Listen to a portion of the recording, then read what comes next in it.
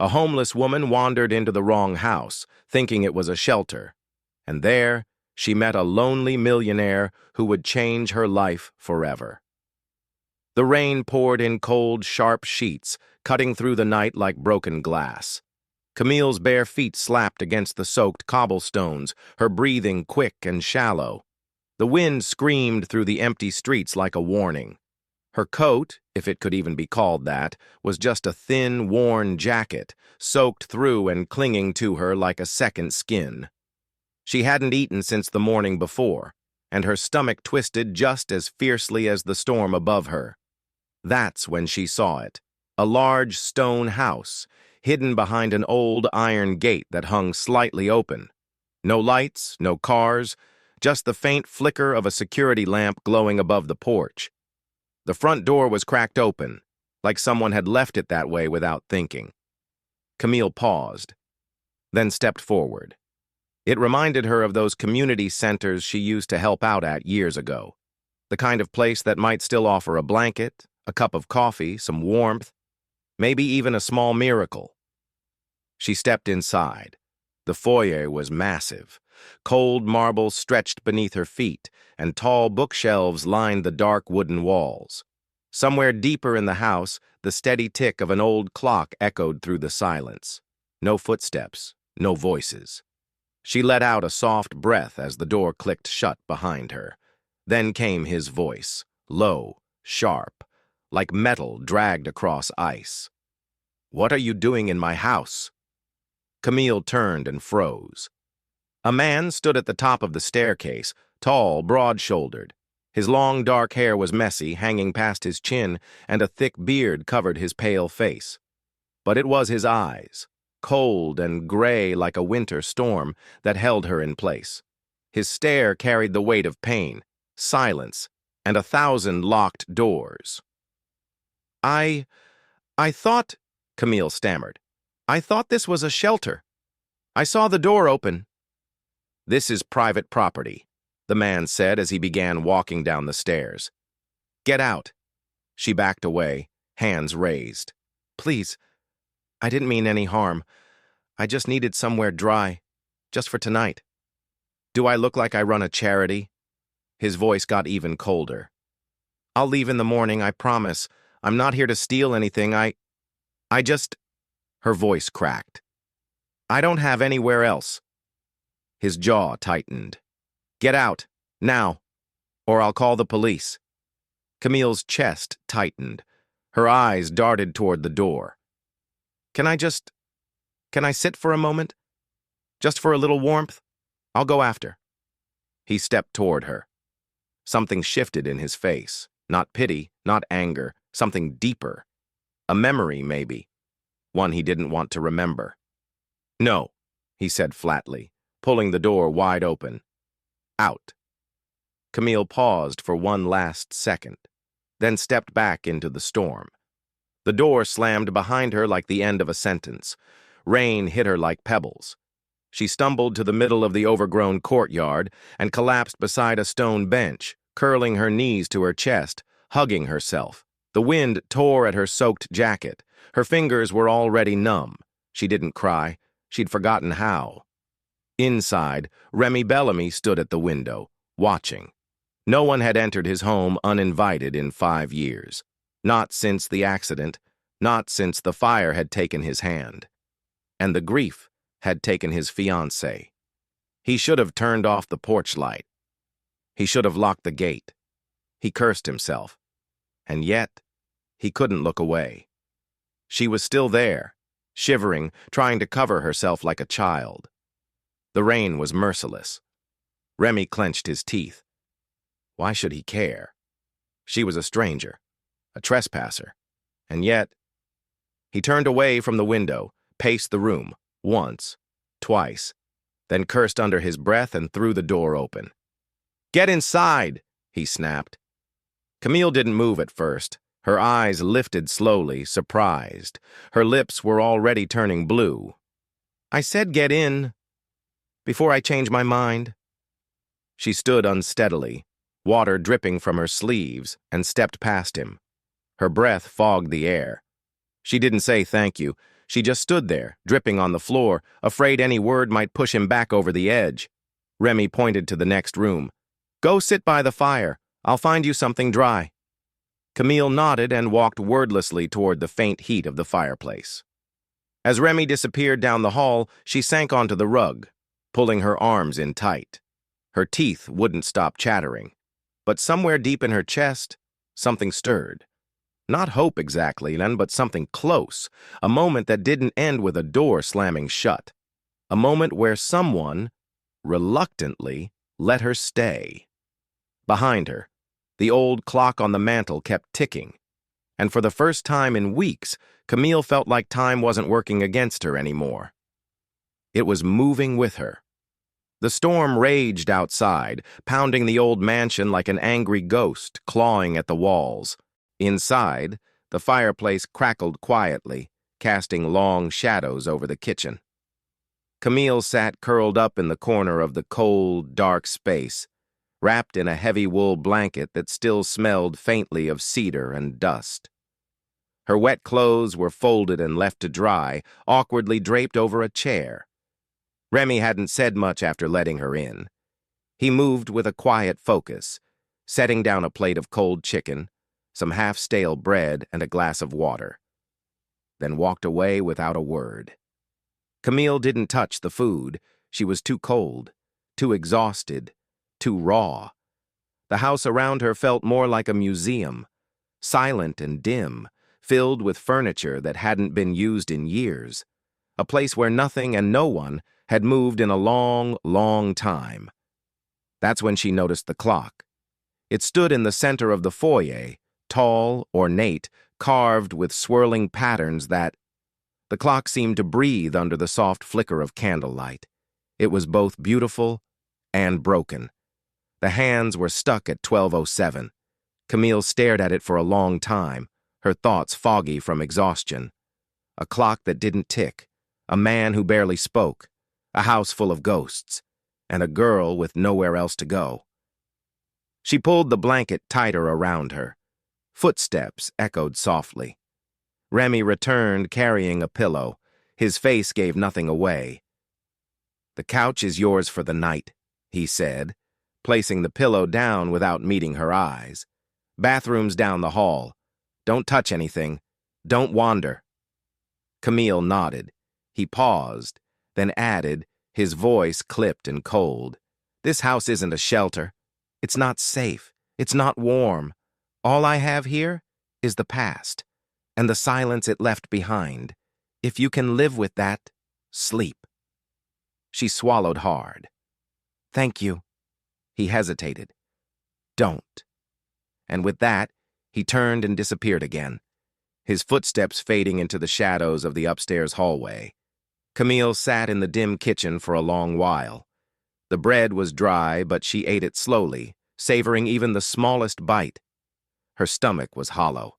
Her bones ached. Her hands were red with cold.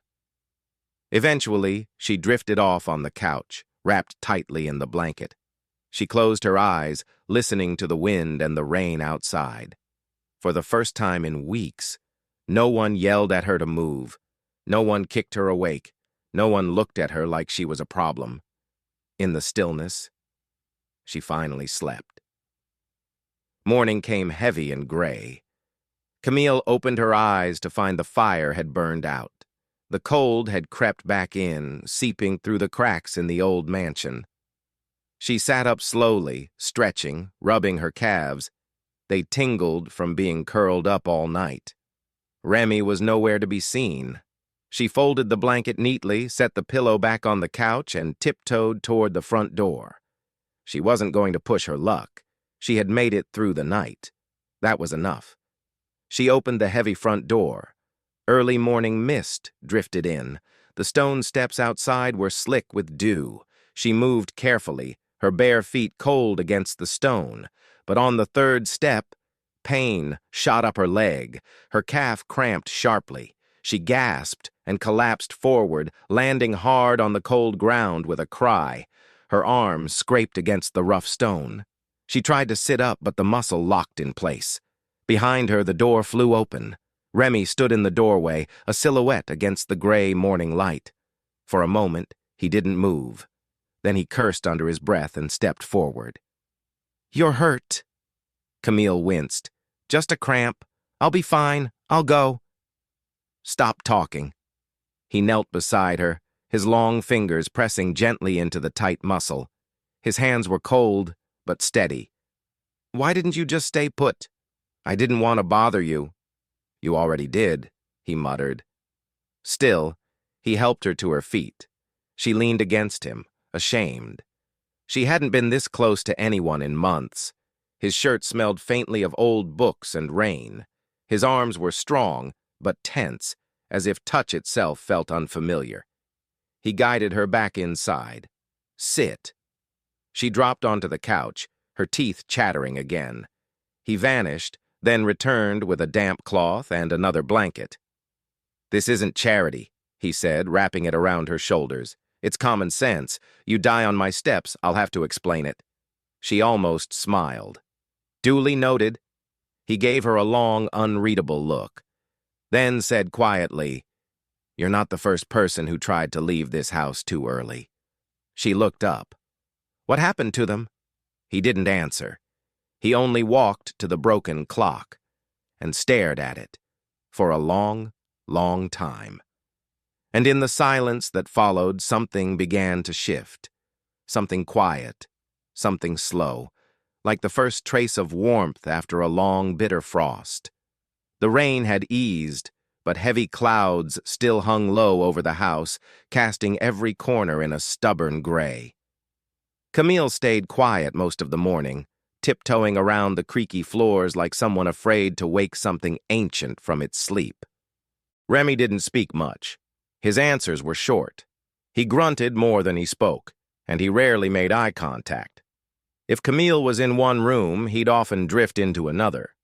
But he didn't ask her to leave.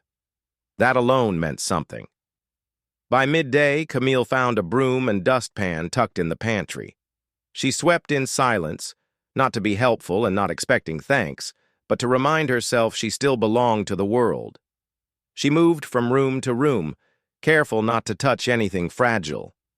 The house was full of relics, ornate clocks, mechanical tools, strange gears, pieces of something unfinished, scattered across every surface like puzzles waiting for a hand that never returned.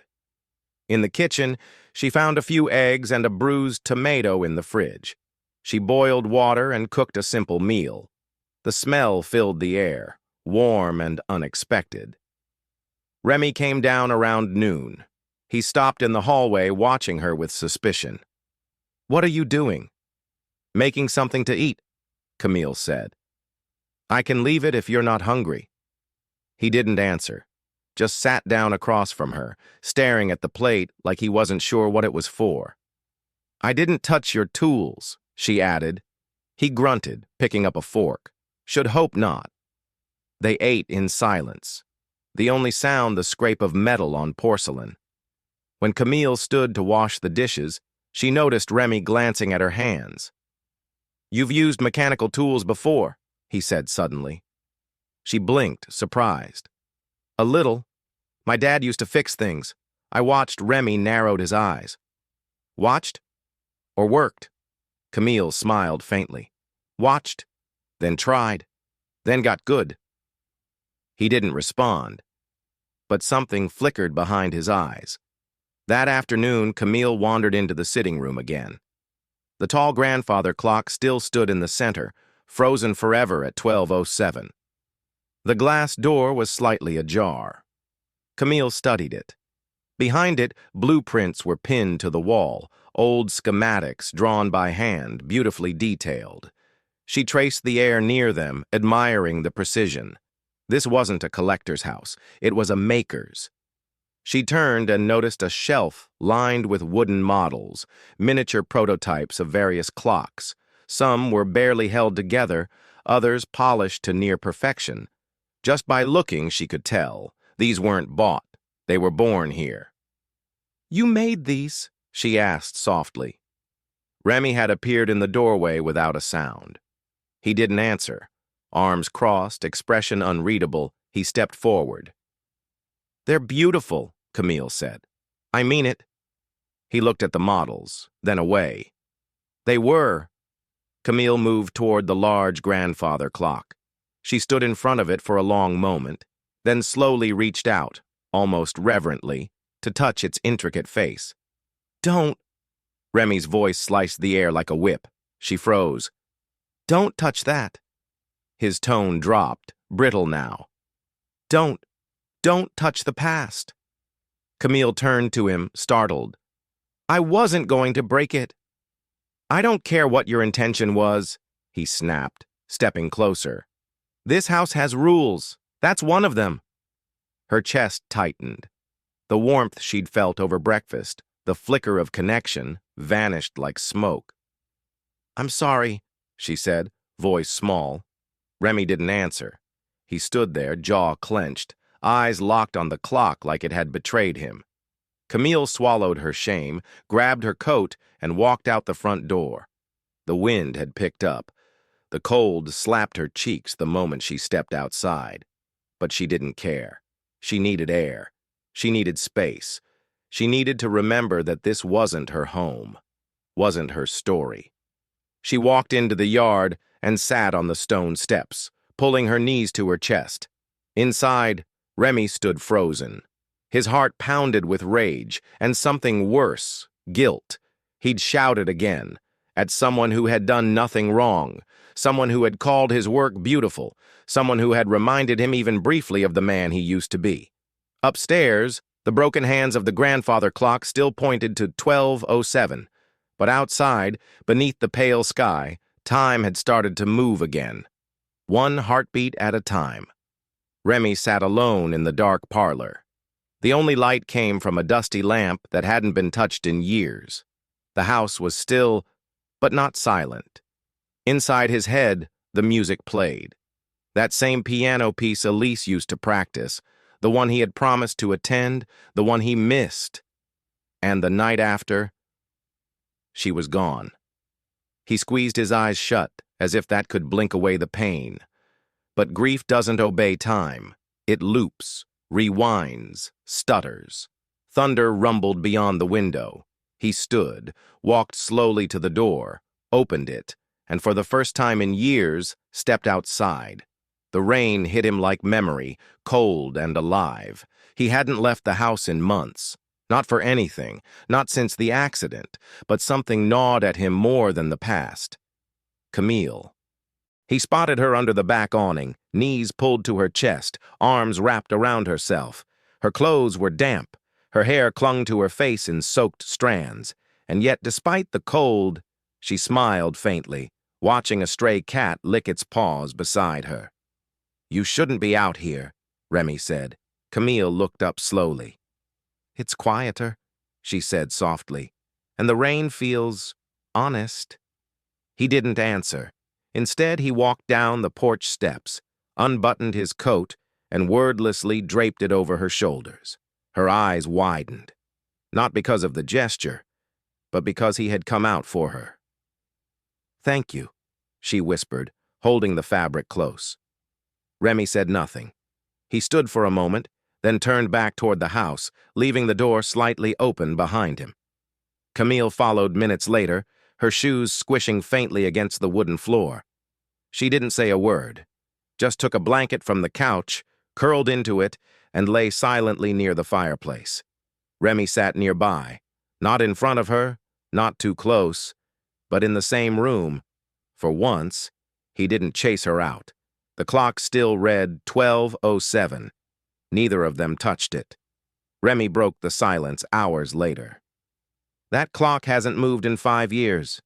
Camille didn't look at him, but her voice was gentle. "Did someone stop it on purpose?" He hesitated. "I did." She didn't push for more. Outside, the rain eased into mist. The stray cat curled near the back door, as if sensing the shift inside. Something almost imperceptible happened. A thawing. The kind you only notice when the air feels less heavy. Remy spoke again, softer this time. "You don't ask a lot of questions." I learned not to, Camille replied. People don't like remembering the parts of themselves they tried to bury. He turned slightly toward her. And what part of you is buried? Camille hesitated, then looked at him with tired eyes. The part that thought kindness was owed.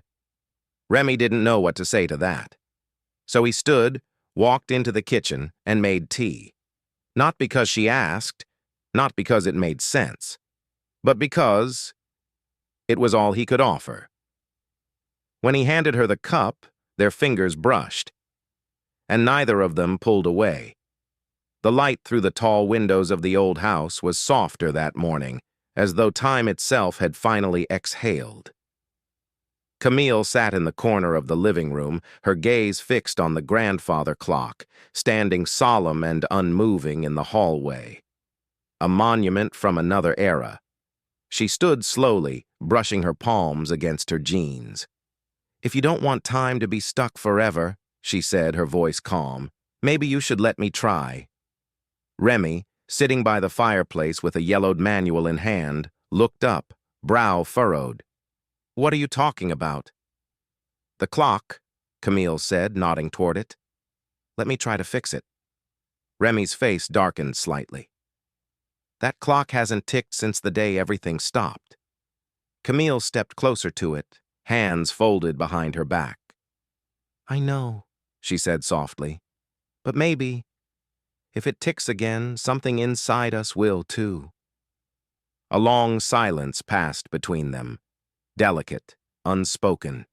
Then, without a word, Remy walked over and pulled a small brass key from his pocket. He unlocked the front panel of the clock. If you break it, he muttered, don't expect me to pretend it's not your fault. But his voice was softer than it had ever been. Camille smiled, not with confidence, but with quiet resolve. Deal. They worked together that day. Remy brought out old cloths, tiny oil cans, miniature brushes, and precision tools, things that hadn't felt human touch in years. The clock's interior was choked with dust and rust. Its gears stuck in time, just like the house, just like him. Camille's hands trembled at first, unused to such delicate work. But Remy guided her. His instructions were short, sometimes impatient. But they grew gentler as the hours passed. Her focus never wavered. Her touch steadied. You have good eyes, Remy said suddenly, not looking at her. You see details most people miss. Camille glanced at him, surprised by the compliment. I used to fix broken things at the shelter, she said. Toys, radios, watches. I figured, if I couldn't fix myself, at least I could fix something. Remy was quiet for a long time. Then, almost reluctantly, he spoke. There was an accident, a design flaw in one of my custom pieces. It malfunctioned during a demo. He swallowed. My apprentice, he was badly burned. Never touched another watch again, and His voice cracked. I never forgave myself. Camille looked at him gently. What about her? She asked, referring to the photo she'd seen, framed, but face down on a dusty shelf. She left a note, Remy said quietly. Said she couldn't stay, that the man she loved disappeared the day the fire happened, that he stopped hearing her music. He paused. I missed her last recital. I was too wrapped up in guilt. Camille didn't respond. She just reached for a small brass gear and polished it in slow, careful circles. Later that evening, the silence of the house was broken by something small, but monumental. Tick. The sound was faint, hesitant. Tick, tick. The pendulum began to sway. Camille stepped back, eyes wide. It's working! Remy stood beside her, staring at the clock, like it had come back from the dead. The hands moved. For the first time in 5 years, he looked at her, not with suspicion, not with disdain, but with something new, awe, gratitude, something softer. You did it, he said. No, she whispered. We did. And then, something neither of them expected, Remy laughed. A real laugh. Short, gruff, but honest. Camille laughed too, the tension breaking like a snapped string. She wiped a bit of grease from her cheek and smiled. "Looks like time isn't the only thing starting to move again." Remy didn't respond. Instead, he reached toward the clock, gently touched the swinging pendulum, and whispered, "Thank you." He wasn't talking to the clock. That night, they shared a simple dinner. Camille made soup with what she found in the pantry. Remy brought out his last bottle of wine, one he'd been saving for a moment he never believed would come. They ate in near silence. But it wasn't awkward. It was warm. The clock ticked steadily behind them, its chimes soft and measured. And the house, once hollow, felt less like a museum of regrets and more like the beginning of something that might one day be called home. In that stillness, something else ticked too. A broken man, a lost woman, mending more than gears. They were starting to fix each other. The days began to pass in a rhythm neither of them noticed at first. Mornings bled into afternoons, with the soft sweep of broom bristles across old floors and the gentle shuffle of paper as Camille dusted and reordered the ancient books in the library. The room, once stagnant and heavy with forgotten knowledge, slowly began to breathe again. Sunlight filtered differently through the windows now, as if it, too, had been waiting for someone to open the curtains and let it in. Camille worked quietly. She sorted Remy's old journals, sketchbooks, and blueprints, found pages stained with coffee, drawings of gears with handwritten notes in the margins, and tucked between them a few photos. Of Remy before the world had quieted him. One evening she showed him a picture. In it, he was laughing, head tilted back, eyes crinkled. "You had dimples," she said, teasing softly. Remy looked at the photo, unreadable, then gave a small grunt. "They disappeared when I stopped laughing." Camille smiled. "Well, we'll just have to find them again." The next morning, Remy surprised her. "I was thinking of going to the farmer's market," he muttered, grabbing an old linen coat. "Haven't been to town in over 2 years. Might as well see if they still sell decent tomatoes." Camille blinked. "You're serious?" "As a dead battery," he said. And to her shock, he winked. He even let her trim his hair, just enough to keep it out of his eyes, and shaved for the first time since she'd arrived. When he came downstairs in a crisp white shirt, sleeves rolled to his elbows, Camille nearly dropped the teacup she was holding. "You look different," she said, trying not to gawk. Remy shrugged. "You try looking in a mirror after 5 years and not hating what you see." At the market, people glanced at him with curious eyes. Some recognized him. 1 or 2 murmured his name. No one approached Remy. Camille could feel the tension in his shoulders, but he didn't flinch. They picked out apples, bread, cheese, and a bundle of wildflowers that Remy insisted were for the kitchen window. "Not you," he said gruffly. "Don't get ideas." Later, they sat on the back porch. The flowers rested in a chipped vase between them. The breeze smelled of lavender and fresh earth. From inside, the clock ticked steadily, its sound drifting through the open door. Then, without warning, Remy stood and disappeared into the house. Camille waited. 1 minute. Then 2. When he returned, he was holding something. A small, worn velvet box. He held it out to her. "What is it?" Camille asked, not taking it yet. "Something I made a long time ago," he said. "One of the first watches I ever finished by hand. I never sold it. Never gave it away. It meant something." Camille's fingers curled around the box.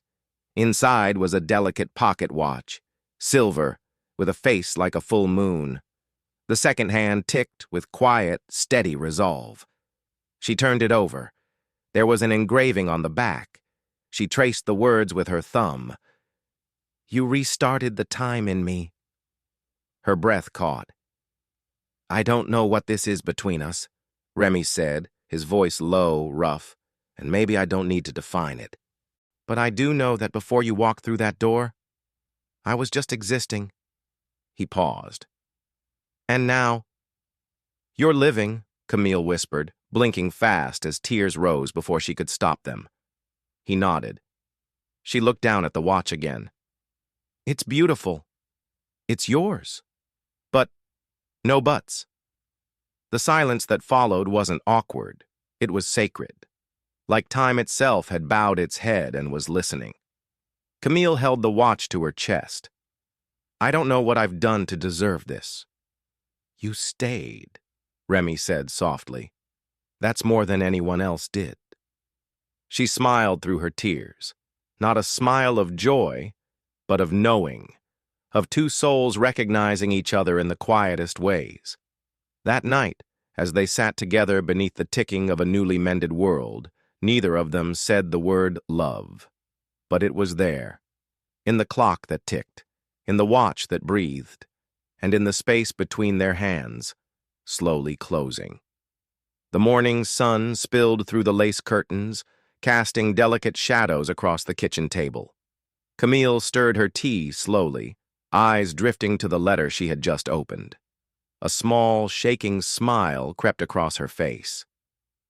"They accepted me," she whispered, almost to herself. Remy, tightening the spring on a pocket watch at the counter, looked up. "Accepted you where?" "The community library," she said, holding out the letter. "Part-time assistant, children's programs, literacy help, organizing donations. It's small, but it's something." Remy didn't speak for a moment. Then he nodded, eyes lingering on her longer than they needed to. "Good." She smiled again. "They said they were impressed with my determination, resourcefulness, and humility." Her voice dropped, teasing slightly. Wonder who could have written such a glowing recommendation. Remy focused hard on the watch in his hands. "Sounds like someone with good taste in lost causes." "Remy, I might have mentioned your name. Once. Maybe." She walked over and leaned on the table, looking at him. "Thank you." He didn't look up. "Don't thank me, just don't forget who you are, that's all." At the library, Camille found more than just shelves and silence. She found purpose. Each day, she worked alongside volunteers. She helped curious hands discover books they'd never dared open before. She listened to quiet voices, teens who wandered in with nowhere else to go. She recognized the look, that glance around the room, hesitant and uncertain, the way they avoided eye contact, the way they flinched at kindness, like it was a trap. She had once worn that same armor. One rainy afternoon, a boy no older than 16 shuffled through the glass doors. His hoodie was soaked, clinging to his thin frame. He didn't speak, just hovered near the computer stations. Camille walked over and gently placed a towel on the desk beside him. "You can dry off here," she said. "No one's going to ask questions." He blinked, surprised. But he took the towel. That was how it always started. Small gestures opening doors. The same way someone once, grudgingly, opened a door for her. Back at the house, Remy found himself restless. The space felt different without Camille moving through it. Cleaning, humming old tunes, filling the rooms with quiet presence. Her absence left a silence. But it wasn't the same silence as before. He stepped into his old workshop, the one he hadn't touched in nearly 6 years. Dust blanketed everything, but the bones of the place were still strong. He ran his fingers over the bench, the drawers that held screws and gears, and dreams he'd once buried. Maybe it was time. It took days to clean, repair, restore. But Remy moved with quiet rhythm, as if his hands remembered more than his heart did. When he finished, the workshop breathed again, slow, warm, alive. Then he did something he never imagined. He pinned a small note to the front door of the house. "Bellamy Workshop open. Basic watchmaking. Life skills. Second chances. Welcome." The first knock came a week later. A young man, tattoos trailing down his arms, stood holding a broken wristwatch like it was made of glass. Someone said, "You help people fix things?" he asked. Remy looked at him for a long moment, then stepped aside. "Come in." Camille returned one evening to find 3 teenagers seated around Remy's workbench, each hunched over old watches, learning how to reassemble time. She watched from the doorway, eyes misting as she listened. Remy's voice was firm but patient, gentle in a way she had never heard before. Later, when they were alone, she asked him, "What made you open the workshop again?" He shrugged, cleaning his glasses. "The world's already full of broken things," Camille said softly. "Maybe it just needs more people willing to fix them." She leaned her head against his shoulder. "And you? Are you fixed now?" "No," Remy said quietly. "But I'm working on it. With you." They stood there, in the soft ticking of clocks, laughter drifting in from the hallway, no longer 2 broken people hiding from the world, but 2 souls brave enough to build something new. Not perfect, but real. And that was enough. The house was no longer quiet. Where once silence clung to the walls like a second skin, now it echoed with soft music, warm laughter, and the steady ticking of clocks that all told the right time.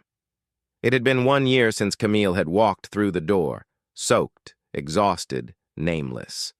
And everything had changed. Remy moved through the halls differently now. He didn't shuffle like a man haunted by ghosts. He walked with purpose, sleeves rolled up, hands smudged with oil and dust. His workshop buzzed with life. Young people came and went, some for an hour, some for a season, but all of them left a mark. He was no longer just a reclusive watchmaker trapped in the past. He had become something else, a mentor, a guide, still sometimes broken, but now choosing to build. Camille had become the rhythm of the house. She wasn't just surviving anymore, she was thriving. Mornings began with the smell of coffee and jazz spinning on a worn record player. Afternoons were for her full-time work at the library, where she ran a program for displaced youth and women healing from trauma. Evenings were for reading in the armchair by the fire or tinkering with gears beside Remy, the 2 of them working in quiet synchronicity. She no longer felt invisible. She felt home. One late autumn night, with the air crisp and scented with wood smoke and fallen leaves, the house filled with people. Former students from the workshop gathered to celebrate its 1-year anniversary. The parlor buzzed with conversation and clinking teacups. Someone played the piano gently in the corner. Camille stood on the staircase, watching, smiling. Remy appeared beside her, holding 2 mugs. He handed her one. "Still think I should have stayed the hermit?" he asked, teasing. Camille took a sip and grinned. "Only on the days you burned the soup." They shared a look full of history, of battles fought, lost, and won again. At midnight, as the last guests left, Remy turned to Camille and asked, "Will you come with me?" She followed him into the old study. The grandfather clock stood tall, dark, and proud. No longer frozen at 12:07. It ticked with confidence now, its pendulum swaying like a heart that had remembered how to beat. Remy reached for a small brass key and opened the glass panel. He adjusted a gear. With a soft chime, the clock began its 12-note melody. Midnight. Camille looked up at the moving hands. She reached out and placed her fingers on the wood. "So many years," she whispered. "So many days I thought had ended before they even began." Remy turned to her, his voice low. "Do you remember what you told me the day you fixed it?" She nodded. "If you don't want time to stop forever, let me try." "And you did." Her hand slid into his. "We didn't fix time, Remy. We just learned how to love it again." He closed his eyes, and for a moment he felt the ache of every second he had once wasted. But it no longer hurt, because now every tick was shared, every chime belonged to both of them. Outside, the wind rustled the branches of the old oak tree. Inside, two souls stood before a clock that once carried their grief, and now carried their hope. Time moved forward, and at last, so did they. Sometimes, the door we walk through by accident leads us exactly where we were meant to be. Camille had thought she had nothing left. No name, no future, no place in the world. Remy thought time had ended the day he lost everything. But in the quiet corners of an old house, in the ticking of forgotten clocks, two broken souls found healing, not through miracles, but through kindness, through silence, through the courage to begin again. Because time doesn't always heal. But love can teach us how to move forward, 1 second at a time. If this story touched your heart, if it reminded you that hope can grow in the unlikeliest places, and that sometimes the loneliest hearts just need someone to knock on the wrong door, then don't keep it to yourself. Subscribe to Soul-Stirring Stories for more tales that warm the soul, stir emotions, and remind us what it means to be human. Click the bell icon so you never miss a story. And remember, your next chapter might be just one small choice away. We'll see you in the next story.